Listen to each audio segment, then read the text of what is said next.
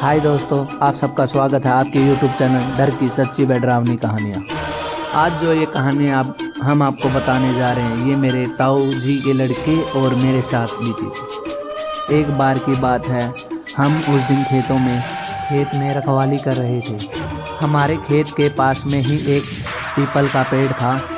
मेरे पिताजी और मेरे ताऊ जी ने हमें बताया था कि इस पीपल के पेड़ के पास मत जाना। इस पीपल के पेड़ में चुड़ैल का वास है और इसे जितना हो उतना ही दूर रहना चाहिए।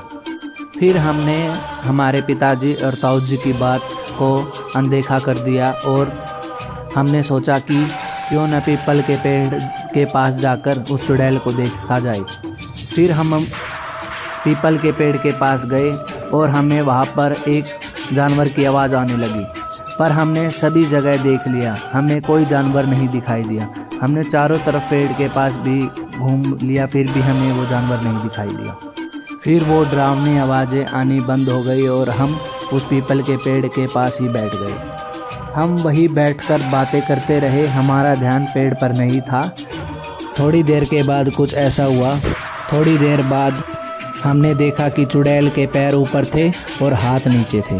फिर उस चुड़ैल ने मेरे ताऊ जी के लड़के पर हमला ही कर दिया। उस चुड़ैल ने मेरे ताऊ जी के लड़के पर गला दबाने लगी और उसको मारने की कोशिश कर रही थी और खूब ज़ोर ज़ोर से हंसने लगी। और मुझे काफ़ी डर लग रहा था, पर मैं उसे देखा ही जा रहा था।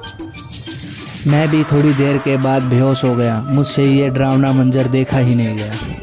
थोड़ी देर बाद मुझे होश आया तो मैं देखता हूँ कि ना तो वहाँ पर कोई चुड़ैल थी और मेरे ताऊ जी का लड़का का बुरा हाल था। वह बुखार से काफ़ी तड़प रहा था।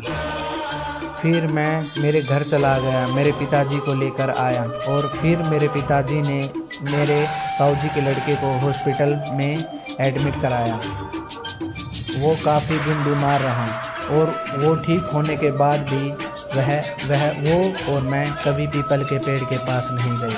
हमें काफ़ी डर लगने लगा उस पेड़ के पास जाने से। ये जो कहानी मैंने आपको बताई है फ्रेंड्स, ये सच में हमारे ही गांव में हुई थी। और इस तरह के वीडियो को सुनने के लिए हमारे चैनल को सब्सक्राइब करें। धन्यवाद।